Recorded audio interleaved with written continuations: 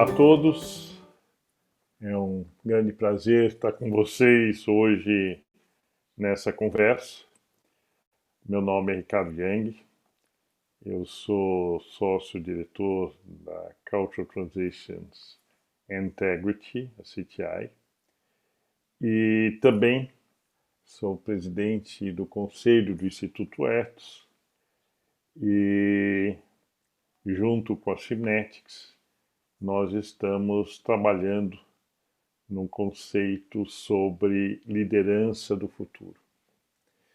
E o tema liderança é um tema caro, né? Porque desde que nós nos formamos na universidade, se dá muito destaque para o tema da liderança.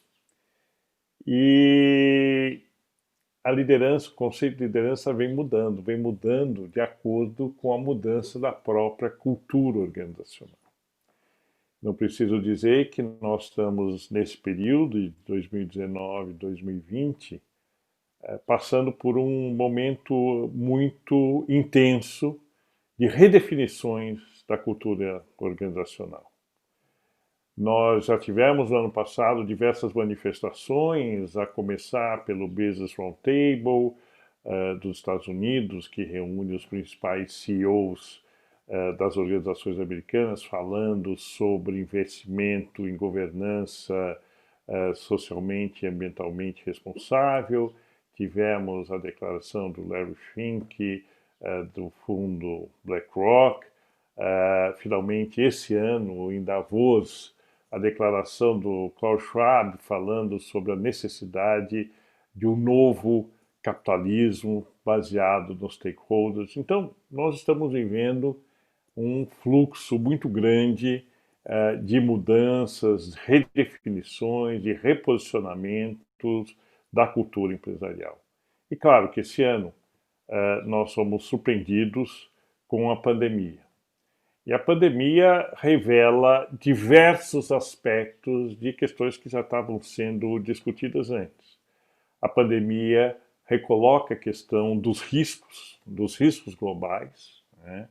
Existem evidências científicas, embora não conclusivas, de que existe uma relação direta entre pandemias e a extinção da biodiversidade e a aproximação das cidades e das pessoas dos ambientes selvagens. Agora mesmo vão se eliminar milhões de chinchilas na Dinamarca em função da suspeita de que eles são portadores de uma variante, de uma mutação da Covid e vão dificultar a imunização das pessoas.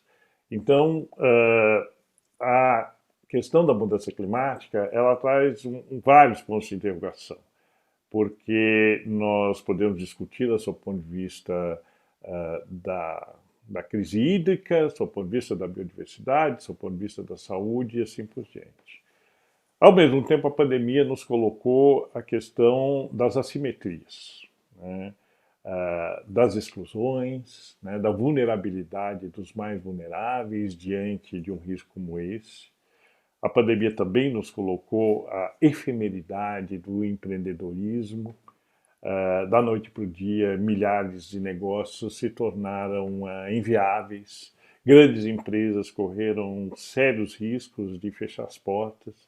Todo o sistema de transporte está sendo repensado, todo o sistema de trabalho está sendo repensado, enfim, eu não preciso falar aqui de todas essas questões. O fato é que o mundo convoca e exige uma nova abordagem em relação ao tema da liderança, né?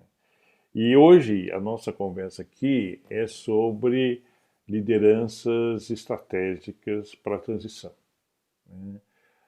Sem dúvida nenhuma, nós estamos vivendo uma transição. E uma transição para onde, né? Muitas pessoas têm cunhado essa transição de mundo VUCA, vulnerável, incerto, caótico e etc. E outros, como por exemplo o pessoal do capitalismo consciente, falando do mundo VIC, né? Quer dizer, vulnerável, integrado e complexo, né? Não importa quais as definições, o fato é que nós estamos vivendo uma grande confluência de duas mudanças que ocorreram 30, 40 anos atrás e que estão se fazendo presentes nesse momento. De um lado, a questão da tecnologia, com várias derivações, e, por um outro lado, as mudanças climáticas, com a finitude dos recursos e com a escassez aparente e presente dos serviços ambientais. Existem outros aspectos, né, dessas mudanças, como, por exemplo, a urbanização acelerada, etc. Mas nós podemos dizer que o mundo, tal como ele se apresenta, ele não pode mais ser respondido pelos desafios que as lideranças tinham no passado. Nós estamos diante de um mundo inteiramente novo que convoca uma nova liderança, como eu disse agora há pouco. Portanto, a transição está numa direção que exige que os líderes tenham visão sistêmica, que possam lidar com a incerteza, que compreendam a riqueza contida no caótico. O caótico não é a desorganização, o caótico não é o complicado. O caótico é o sistêmico. E o sistêmico, que trabalha com diversos níveis de paradoxos e contradições e em permanente evolução. Essa transição, ela também implica na compreensão da importância da diversidade, porque nós, isoladamente, não temos condições de dar conta dos diversos níveis e dimensões em que a realidade está operando. A realidade, ela opera num tempo da tecnologia, ela opera num tempo da natureza, ela opera no tempo comportamental da sociedade, enfim. Isoladamente, nós não temos condições de dar conta de toda essa complexidade. E aí se coloca a segunda questão, que vem depois, ou com, o pensamento sistêmico, que é a inteligência coletiva. Né? A diversidade, ela é absolutamente fundamental, porque a inteligência coletiva, ela se dá a partir da riqueza que a diversidade traz. A diversidade não só aporta possibilidades de novas perspectivas sobre a realidade, mas ela traz também visões muito particulares do lugar de observação das pessoas, de acordo com a sua origem, de gênero, sua origem de raça, sua origem de religião, sua origem cultural. Então, as lideranças, para lidarem com a transição, elas precisam exercitar um olhar sistêmico para compreender o caótico e precisam exercitar também a capacidade de acionar a inteligência coletiva de grupos. E para acionar a inteligência coletiva de grupos, a liderança precisa poder operar a partir da maior diversidade possível. E aí eu queria trazer alguns elementos adicionais. Parte dessa transição está ligada também a essa mudança cultural das empresas que eu falei lá atrás. O mundo está encantado com a governança socioambiental, ESG, na sua sigla em inglês. Eu não queria só dizer que isso não é novo. Como eu disse também agora há pouco, há 40 anos o mundo vem pensando em processos de mudança do status quo empresarial, seja o World Business Academy lá nos idos da década de 80, emanado das mudanças que o Vale do Silício trouxe, seja agora, com essas mudanças todas, o New Reset está sendo proposto pelo Fórum de Davos. E não há possibilidade de uma governança socioambiental se não houver algumas características muito fortes na cultura empresarial. não há possibilidade, primeiro, de se operar ESG se não houver uma forte cultura empresarial onde os valores da organização e o propósito da organização estejam olhando para a dimensão socioambiental para além daquela econômica. Nós somos treinados como empresários, como executivos, para olhar para o curto prazo, para garantir resultados de curto prazo. E no longo prazo nós estamos vendo as consequências dessa visão de curto prazo. Ora, uma mudança na direção de uma gestão socialmente responsável, social e ambientalmente responsável, implica num outro tipo de cultura organizacional, onde valores e propósitos são importantes, mas é fundamental um alinhamento, um engajamento das pessoas em torno de uma visão de futuro. Qual é o líder que hoje pode elaborar esta visão de futuro? Como um líder pode construir uma visão de futuro, se não através do pensamento sistêmico e através da inteligência coletiva? Ao mesmo tempo, processos coletivos demandam tempo. Né? Construir uma cultura organizacional sólida demanda tempo. Então, nós também começamos a ver a necessidade dessas lideranças trabalharem com rapidez, com exatidão, com transparência, com múltiplas dimensões de atuação, sobretudo com consistência. Então, quando nós falamos de uma liderança estratégica para a transição, nós estamos falando de novos atributos que as lideranças precisam ter. Não só na sua capacidade de operar o complexo, como nós dissemos, como também na sua capacidade de acionar grupos de forma coletiva e inteligente, como também emular qualidades que deem resposta ao pulso do nosso tempo, que é um pulso rápido, mas que exige soluções de médio e longo prazo. Então é um paradoxo? Claro que é um paradoxo. As lideranças hoje precisam ser especialistas em lidar com paradoxos. Não podem achar que a rapidez, a leveza e a exatidão exigidas pelo nosso tempo podem prescindir da consistência das respostas no longo prazo. Aliás, essas 6 qualidades que eu citei são qualidades que o Ítalo Calvino, nas suas 6 propostas para o próximo milênio, elencou como qualidades importantes para essas 2 décadas, né, para esse início de século, né, que nós estamos vivendo. E foi muito interessante porque ele escreveu isso ainda nos fins da década de 90, portanto ainda do século passado.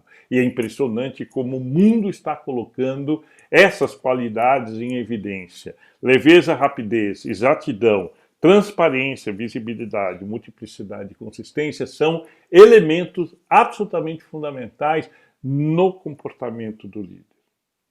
Então, eu gostaria de dizer para vocês que ninguém tem resposta pronta para esses desafios. O que nós sabemos são a natureza e a intensidade e amplitude desses desafios. Né? Não é fácil trabalhar com pensamento sistêmico, porque nós não fomos treinados para isso, não fomos formados para isso, e estamos vendo o mundo se desdobrando de forma caótica e sistêmica. Nós temos que trabalhar com o máximo de diversidade, portanto, temos que ser líderes que possam acionar o processo da inteligência coletiva, como eu disse. Mas, ao mesmo tempo, olhar para o médio e para o longo prazo, ter uma visão de futuro que possa ancorar valores e propósitos, não pode ser feita sem emular a rapidez, a transparência, a visibilidade e a consistência de que nós estamos falando. Então, por todas essas razões, nós, da CTI, Cultural Transitions Integrity, e da Cybernetics, estamos colocando um programa de pé. Esse é um programa que tem como objetivo não formar líderes com esses atributos que nós estamos conversando aqui, mas sim criar condições para que os líderes que estão em posição desafiada, estão em posição de fazer essa transição, possam exercitar sua liderança com seus pares, discutindo estrategicamente o seu papel, os atributos necessários para que esse papel possa ser desempenhado de forma bem-sucedida, de forma a dar respostas contundentes e consistentes em relação ao futuro. Hoje, saiu um artigo no Estado de São Paulo que vale a pena todo mundo ler, porque fala exatamente sobre isso. Fala como a Gol, como a Marco Polo, como a Ecovias, diante do imprevisto, impensável, absolutamente inesperado impacto que a pandemia teve nos seus negócios, tiveram que rapidamente pensar em soluções. A Gol foi para sua base de dados trabalhar o Big Data com o melhor da inteligência artificial para mudar a forma de atendimento dos clientes, realocar os seus voos de forma que, mesmo com aviões no chão, ela tivesse condições de manter uma constância de 80% de ocupação dos seus voos. A Marco Polo, que, ao se ver diante de uma queda de 60% dos transportes intermunicipais, resolveu repensar toda a logística dos seus ônibus. Em vez de você ter 2 poltronas à esquerda, 2 poltronas à direita, agora você tem 3 fileiras. Poltronas independentes, fileiras independentes. Ninguém precisa sentar lado a lado, garantindo o distanciamento social durante as viagens. E a Ecovias, por exemplo, que teve como um grande desafio o treinamento das pessoas que operam nas suas concessões e nos pedágios, que teve que lançar mão da realidade virtual para os treinamentos. E não estamos falando de mudanças que ocorreram num espaço de tempo relativamente pequeno, de 4, 6 meses. Então, esses são alguns dos exemplos de eficiência na inovação, mas capacidade de leitura de um quadro absolutamente complexo e incerto. Então, são essas as discussões que nós pretendemos ter no programa que nós vamos lançar. Aliás, estamos lançando a partir de hoje. E esperamos, nesse programa, ter o máximo de lideranças que estão nessa situação, tem que lidar com a transição e tem que lidar com essa transição de forma estratégica, possam criar uma rede de colaboração entre eles e a partir das experiências que Cybernetics e CTI têm para emular e criar as condições dessa liderança estratégica para conduzir o futuro. O futuro não é apenas aquilo que acontece para nós. O futuro é, sobretudo, aquilo que conseguimos construir a partir do que acontece para todos.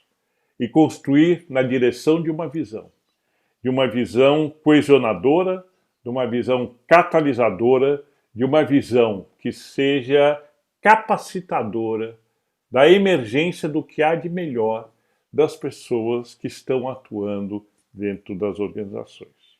Então, esse é o espírito e nós ainda temos aí 10 minutos para vocês fazerem perguntas sobre algumas das coisas que eu coloquei aqui e eu tenho esses 10 minutos para respondê-las. Eu estou vendo aqui uma primeira pergunta do Júlio Neme, Ricardo, entendo que a inteligência coletiva para a nova liderança requer essa mudança cultural, requer habilidades novas para lidar com os paradoxos. Aí ele cita novamente Ítalo Calvino,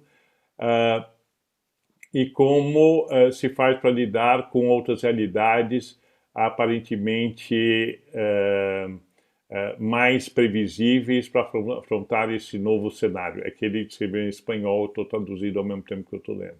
Como se reinventa? Você crê que a desconstrução desse líder tem limites pessoais ou culturais para esse desafio? Acho que sim, Júlio. Acho que nós temos uma grande dificuldade cultural para poder exercer essa liderança.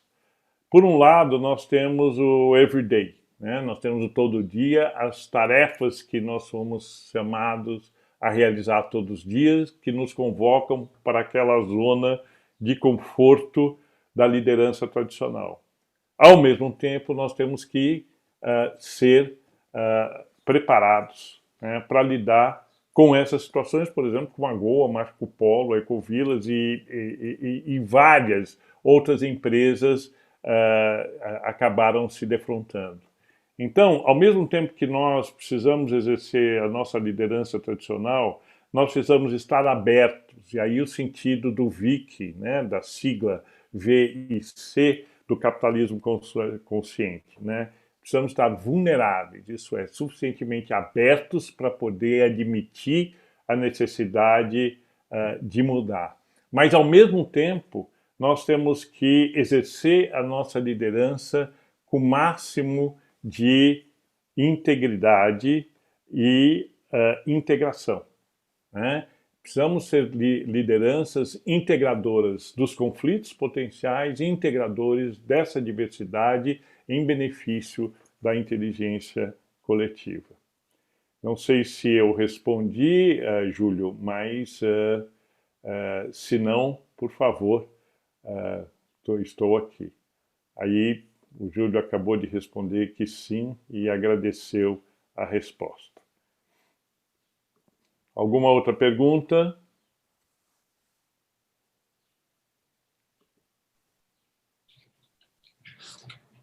Ricardo, Oi, queria saber uma coisinha. Eu queria fazer diga, uma Lucas. pergunta.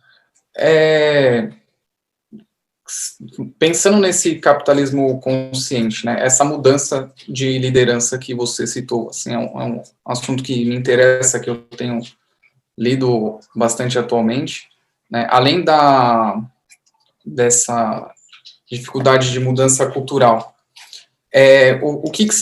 qual que seria uma barreira maior? Você transformar a liderança hoje atual ou você criar uma nova geração de liderança, assim, seguindo esse caminho?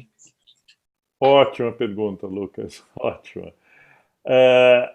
A geração milênio, né, tão cantada em prosa e verso, é sim uma geração que vem com vários desses elementos como parte da sua bagagem cultural.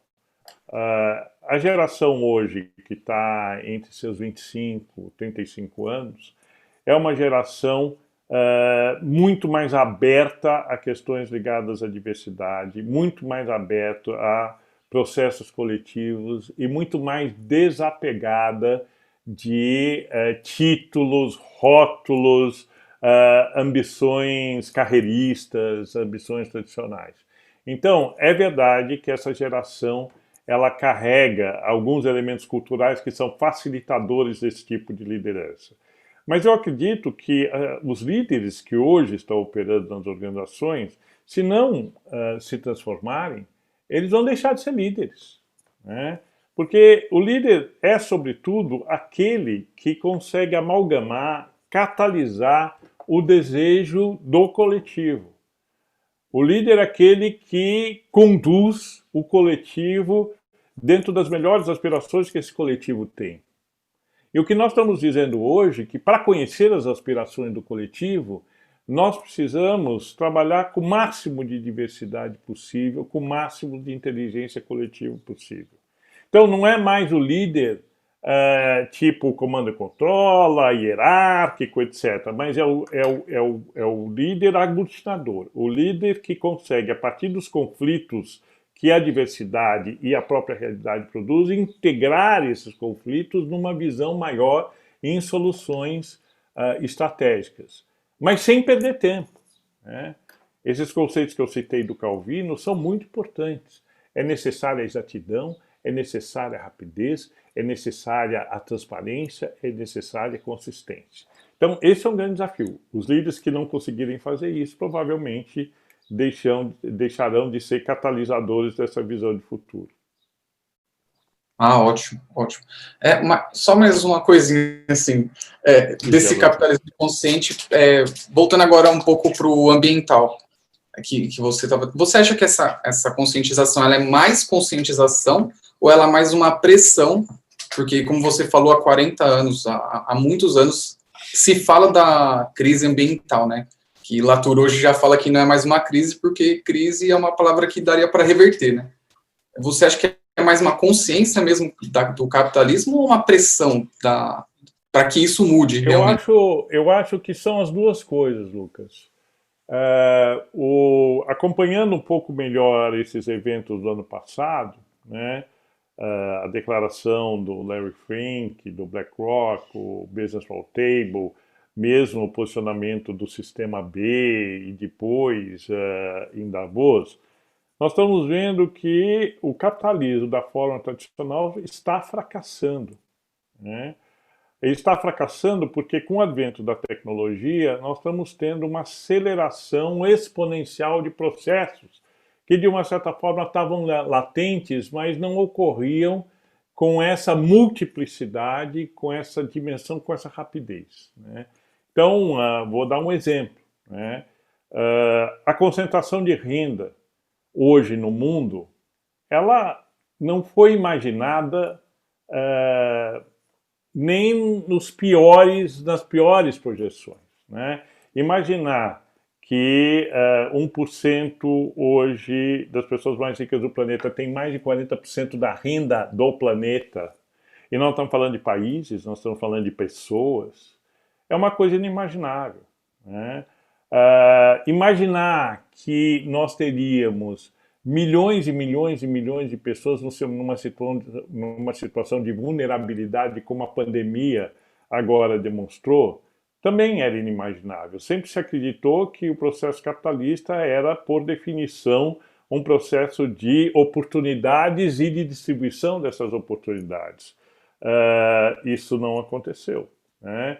E as grandes lideranças do capitalismo mundial estão percebendo que, sem recursos naturais, o agravamento da escassez de serviços ambientais na forma de crise hídrica, de deterioração da terra, crise alimentar, nós não podemos esquecer das nuvens de gafanhoto que nós tivemos no ano passado, então as tais pragas, né, os riscos de saúde que a pandemia revelou, não vai ser viável, o sistema não será viável.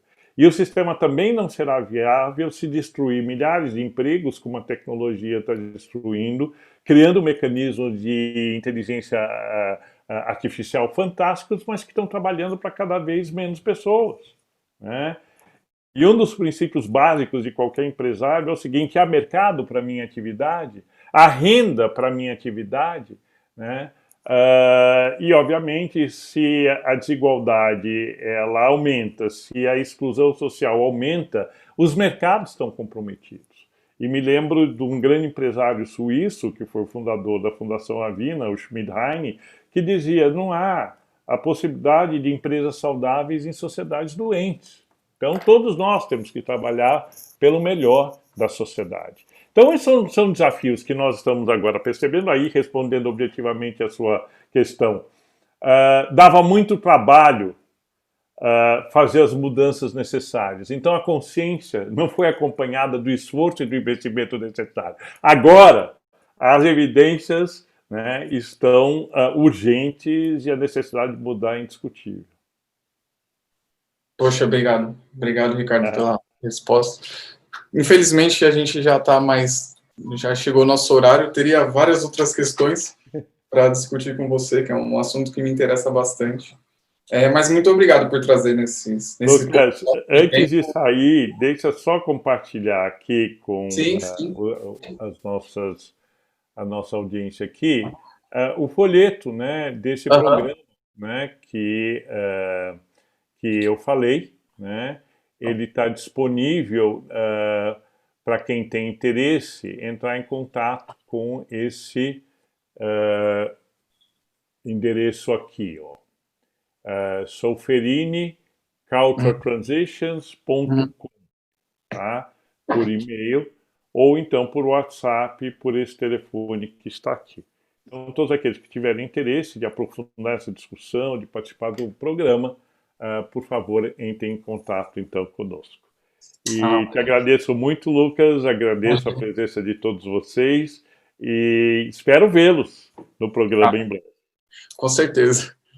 Tchau, tchau, Ricardo. Abraço. Tchau.